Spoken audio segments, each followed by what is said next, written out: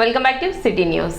వ్యక్తిగత గొడవల నేపథ్యంలో కత్తితో దాడికి పాల్పడిన ఘటన తెనాలిలో మంగళవారం ఉదయం చోటు చేసుకుంది. తెనాలికి చెందిన కాళిదాసు సత్యం అబ్దుల్లా ఇరువురు స్నేహితులు గతంలో టీడీపీ అభిమానులుగా ఉన్న ఇరువురులో కాళిదాసు సత్యం వైసీపీలో చేరారు. అప్పటి అధికారాన్ని అడ్డుపెట్టుకుని అబ్దుల్లాకి ఉన్న రేషన్ డిపో నిర్వహణకు అడుగడుగున అడ్డు తగులుతూ మానసిక చిత్రహింసలకు కాళిదాసు సత్యం తెరలేపాడు. అతడి ఆగడాలకు సహనం నశించిన అబ్దుల్లా మంగళవారం ఉదయం తెనాలిలోని బోస్ రోడ్లో ఓ హోటల్ వద్ద టిఫిన్ చేసి ద్విచక్ర వాహనంపై వెళ్లేందుకు ప్రయత్నిస్తున్న తరుణంలో అబ్దుల్లా కత్తితో వెనుక నుండి దాడి చేశాడు. ఈ ఘటనలో కాళిదాసుకు 5 చోట్ల కత్తిఘాట్లు అయ్యాయి. స్థానికులు అతడిని జిల్లా ప్రభుత్వ వైద్యశాలకు తరలించి చికిత్స అందిస్తున్నారు. ప్రాణాపాయం లేదని వైద్యులు వెల్లడించారు. ఈ సందర్భంగా సీఐ మాట్లాడుతూ రాజకీయ కక్షలకు ఈ హత్యాయత్నానికి సంబంధం లేదని, రేషన్ షాప్ విషయంలో అబ్దుల్లాని బాధితుడు కాళిదాసు సత్యం తీవ్ర ఇబ్బందులకు గురి చేశాడని, కక్ష పెంచుకొని హత్యాయత్నానికి పాల్పడినట్లు తమ విచారణలో వెల్లడైందని తెలిపారు. బాధితుడికి వైద్య సేవలు అందిస్తున్నామని, ప్రాణాపాయం లేదని ఆయన వివరించారు. ఘటనపై కేసు నమోదు చేసి విచారణ చేస్తున్నట్లు సీఐ తెలిపారు. ఈరోజు ఉదయం జాహ్నవి హోటల్ దగ్గర కాళిదాసు సత్యనారాయణ అనే అతన్ని అబ్దుల్లా అనే అతను కత్తితోటి పడవటం జరిగింది.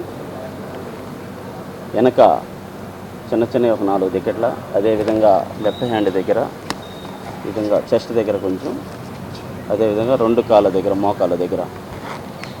ఇమ్మీడియట్లీగా సమాచారం అందిన వెంటనే ఘటనా స్థలం ఇమ్మీడియట్లీగా మేము రావడం జరిగింది. అందరు స్థానికుల సహాయంతో గవర్నమెంట్ హాస్పిటల్ కూడా తీసుకొని వచ్చాం. ట్రీట్మెంట్ జరుగుతూ ఉంది. డాక్టర్స్ కూడా చెప్పడం ఏ విధమైన ప్రాణాపాయ స్థితి లేదు, ఇబ్బంది ఏమీ లేదు, చికిత్స చేస్తున్నామని చెప్పడం కూడా జరిగింది. దీనికి గల ముఖ్య కారణం 16వ వార్డు ఇన్ఛార్జిగా వైఎస్ఆర్సీపీ కాళిదాసు సత్యనారాయణ గారు ఉంటారు. అదేవిధంగా అతని ఫ్రెండ్ గతంలో ఎస్కే అబ్దుల్లా, ఇద్దరు కూడా ఫ్రెండ్సే. గతంలో వాళ్ళిద్దరూ టీడీపీలో ఉన్నారని తెలుస్తూ ఉంది. దీని పరంగా కాదు, వాస్తవంగా ఇతనికి రేషన్ షాప్ ఉంది, ఎస్కే అబ్దుల్లాకి రేషన్ షాప్ ఉంది. ఈ సత్యనారాయణ గారు తనని బాగా ఇబ్బంది పెట్టాడనని ఒక కక్ష, ఒక పర్సనల్ గ్లడ్జి ఇది పెట్టుకొని ఈరోజు ఉదయం ఆ జాహ్నవి హోటల్ దగ్గర అతన్ని టిఫిన్ చేసి బండి తీస్తూ ఉంటే వెనక్కి నుంచి వచ్చి ఈ సంఘటన జరిగింది, పడవటం జరిగింది. ఇమ్మీడియట్లీగా అతని మీద కేసు రిజిస్టర్ చేస్తే అతను ఎక్కడుండా పట్టుకొని చట్టం ముందు, కోర్టు ముందు నిలబడి తగిన శిక్ష పడే విధంగా చేస్తారు. ఎన్డీఏ కూటమి శాసనసభ పక్ష నేతగా చంద్రబాబును ఏకగ్రీవంగా ఎన్నుకున్నారు. విజయవాడలో నిర్వహించిన టీడీపీ, జనసేన, బీజేపీ పార్టీల ఎమ్మెల్యేల సమావేశం జరిగింది. టీడీపీ రాష్ట్ర అధ్యక్షులు అచ్చెన్నాయుడు ఎన్డీఏ కూటమి శాసనసభ పక్ష నేతగా చంద్రబాబు పేరును ప్రతిపాదించగా, జనసేన చీఫ్ పవన్ కళ్యాణ్తో పాటు బీజేపీ రాష్ట్ర అధ్యక్షురాలు పురంధేశ్వరి బలపరిచారు. ఈ సందర్భంగా తనను కూటమి శాసనసభ పక్ష నేతగా ఎన్నుకున్న ఎమ్మెల్యేలకు చంద్రబాబు కృతజ్ఞతలు తెలిపారు. శాసనసభ పక్ష నాయకుడిగా శ్రీ నారా చంద్రబాబు నాయుడు గారిని ఏకగ్రీవంగా ఎన్నుకున్నట్లు ప్రకటిస్తున్నాను.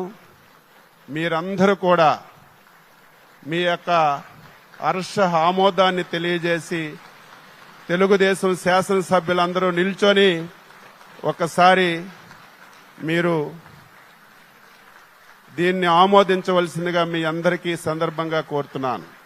చంద్రబాబు నాయుడు గారిని మన నాయకుడిగా ఎన్నుకోవటం, నేను దాన్ని సమర్థిస్తున్నాను అని చెప్పి తెలియజేస్తూ మీ అందరికీ ధన్యవాదాలు తెలియజేస్తూ చంద్రబాబు నాయుడు గారికి మరి ఒక్కసారి నేను శుభాకాంక్షలు తెలియజేస్తున్నాను. నమస్కారం. జై. ఆయన అనుభవం ఈ రోజున 2024 ఆంధ్రప్రదేశ్కి ఎన్డీఏ కూటమి తరపు నుంచి ముఖ్యమంత్రి అభ్యర్థిగా శ్రీ నారా చంద్రబాబు నాయుడు గారి పేరుని జనసేన పార్టీ పక్షాన నుంచి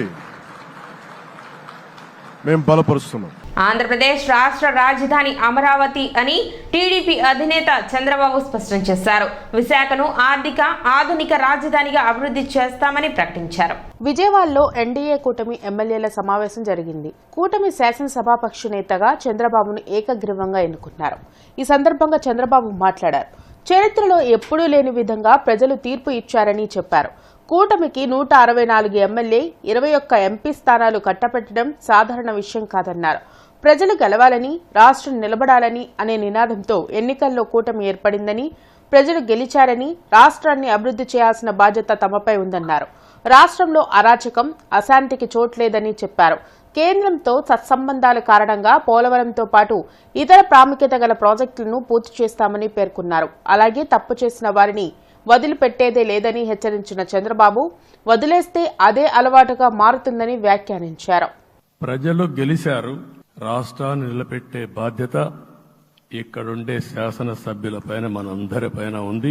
ఈసారి ఎన్నికల్లో మాత్రం 100% 3 పార్టీల నాయకులు, కార్యకర్తలు సమిష్టిగా పనిచేశారు. తప్పు చేసిన వాడిని క్షమించి పూర్తిగా వదిలిపెడితే కూడా మళ్ళా అలవాటుగా మారుతుంది. తప్పు చేసిన వాళ్లకు శిక్ష పడవలసిన అవసరం ఉంది, చట్టపరంగా శిక్షించాల్సిన అవసరం ఉంది. అదే సమయంలో విధ్వంస రాజకీయాలు, కక్షా రాజకీయాలు కాకుండా ఇవన్నిటిని ప్రక్షాళన చేయాల్సిన అవసరం ఉందని చెప్పి కూడా నేను మీకు తెలియజేస్తున్నాను. మళ్లీ కేంద్ర సహకారంతో రాష్ట్రానికి అతి ముఖ్యమైన ప్రాజెక్టు పోలవరం, దీన్ని పూర్తి చేసే బాధ్యత, దీన్ని పూర్తి చేసి నదుల అనుసంధానం చేసి మన అందరం ప్రతి ఒక్క ఎకరాకు నీళ్లు ఇవ్వగలిగితే దానికంటే బ్రహ్మాండమైన కార్యక్రమం ఏమీ ఉండదు. వ్యవసాయ రంగం స్టెబిలైజ్ అవుతుంది. ప్రజల్లో నమ్మకాన్ని పెంచి అద్భుతమైన మెజారిటీతో కూటమి ఎమ్మెల్యేలు, ఎంపీలు ఘన విజయం సాధించారని జనసేన అధ్యక్షులు పవన్ కళ్యాణ్ అన్నారు. విజయవాడలో నిర్వహించిన ఎన్డీఏ కూటమి ఎమ్మెల్యేల సమావేశంలో ఆయన మాట్లాడారు. 164 ఎమ్మెల్యే, 21 ఎంపీ స్థానాల్లో కూటమి అభ్యర్థులు విజయం సాధించడం అద్భుతమైన విషయమని చెప్పారు. సమిష్టిగా ప్రభుత్వాన్ని ముందుకు తీసుకెళ్తామని స్పష్టం చేశారు. రాజమండ్రి జైల్లో చంద్రబాబును చూసిన తాను నారా భువనేశ్వరికి మంచి రోజులు వస్తాయని చెప్పారని, అవి ఇప్పుడు మొదలయ్యాయని పవన్ వ్యాఖ్యానించారు. కానీ నిలబడ్డాం, ప్రజల నమ్మకాన్ని పెంచాం. అద్భుతమైన మెజారిటీతో ఈ రోజున మనం ప్రభుత్వాన్ని స్థాపిస్తున్నాం. 5 కోట్ల మంది పైగా ప్రజలు మన మీద నమ్మకాన్ని పెట్టుకున్నారు. మన మీద మనందరం ఉమ్మడిగా, మనందరం సమిష్టిగా ఆంధ్రప్రదేశ్ ప్రజలు ఏ అభివృద్ధి అయితే కోరుకుంటున్నారో మనందరం సమిష్టిగా దీన్ని ముందుకు తీసుకెళ్లాలి, అభివృద్ధి పథంలో నడిపించాలి. విద్య, వైద్యం, ఉపాధి, సాగునీరు, తాగునీరు, లా అండ్ ఆర్డర్ ఇవన్నీ చెప్పొచ్చాం. మనం బలంగా నిలబడతామని. నలిగిపోయారు. జైల్లో చూశాను ఆయన్ని.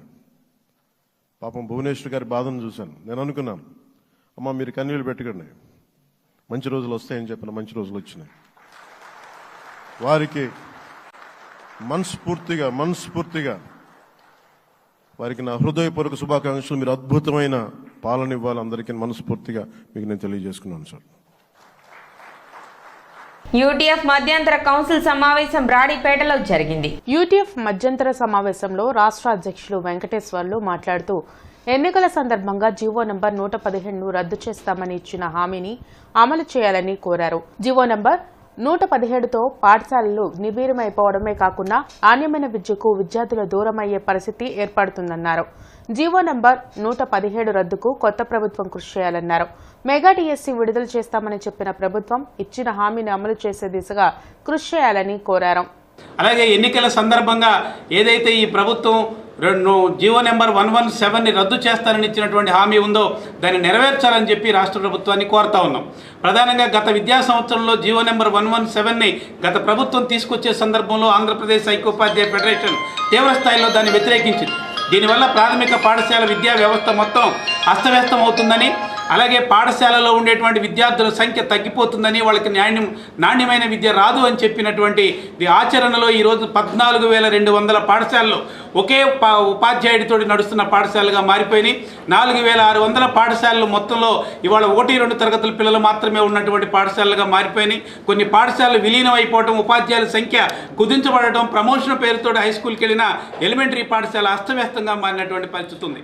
అందుకని ఈరోజు జీవో నెంబర్ 117ని రద్దు చేసుకోవడం ద్వారానే ప్రభుత్వ పాఠశాలను రక్షించుకోగలరు. ప్రజా వ్యతిరేక ప్రభుత్వానికి ప్రజలు ఇంటికి పంపించారని బీజేపీ రాష్ట్ర అధ్యక్షురాలు పురంధేశ్వరి వ్యాఖ్యానించారు. విజయవాడలో నిర్వహించిన ఎన్డీఏ కూటమి ఎమ్మెల్యేల సమావేశంలో పాల్గొని ఆమె మాట్లాడారు.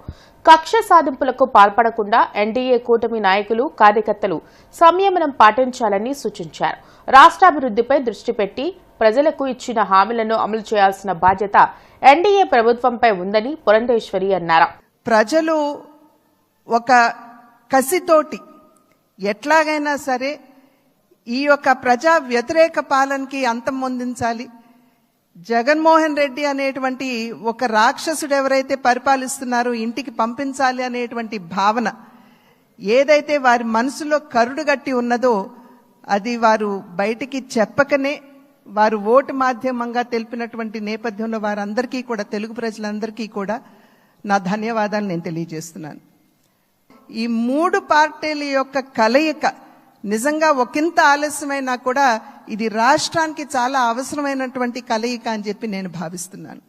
కక్షపూరితంగా ముందుకు వెళ్లకుండా మనం కూడా మన కార్యకర్తలకి తెలియజేస్తూ మనం సంయమనాన్ని పాటించడం మాత్రమే కాకుండా మన కార్యకర్తలు కూడా మనం సమయాన్ని పాటించవలసినటువంటి ఆవశ్యకతని వారందరికీ తెలియజేయవలసినటువంటి బాధ్యత మన మీద ఉన్నది అని చెప్పి తెలియజేస్తూ సిటీ న్యూస్ ముంచిన ముఖ్యాంశాలు మరోసారి.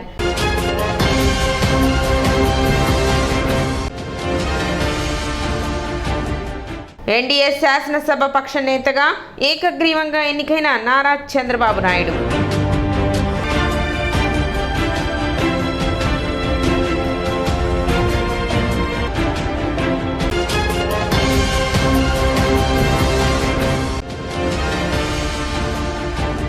వ్యక్తిగత కక్షల నేపథ్యంలో పట్టణ 16వ వార్డుకు చెందిన కాళిదాసు సత్యంపై కత్తితో దాడి.